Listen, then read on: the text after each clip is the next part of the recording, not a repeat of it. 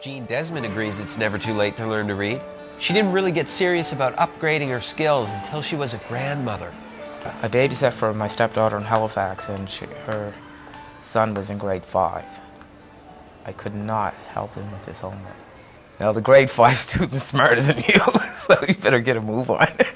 They're all going to be past you, and you're going to be an old woman and still working dead-end jobs. Although she tried to finish school, she was forced to leave to raise her children and support them with low-paying jobs. For many years, Jean depended on welfare and unsuccessfully continued to try to upgrade her skills.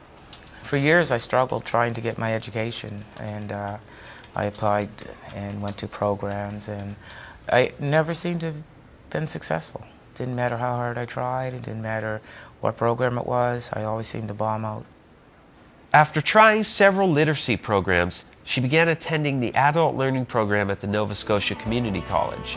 This year, Jean will graduate with her high school equivalency certificate.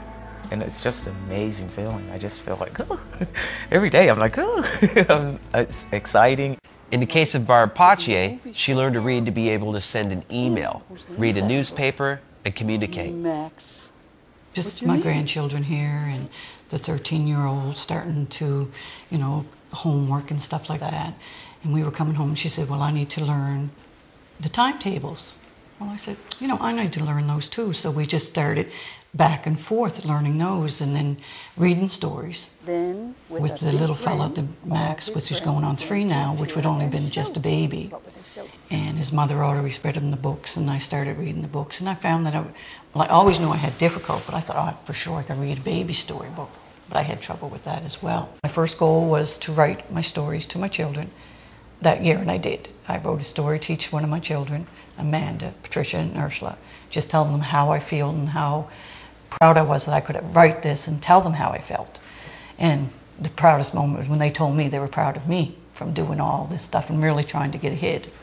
It was like a whole new world has opened up to me. It's like I'm not this little person in a box. It's like a light opening up inside you. You don't have to hide. So these ones here? And once you find the tools, it's like spring every day. Reading is to the mind what exercise is to the body. Joseph Adiso.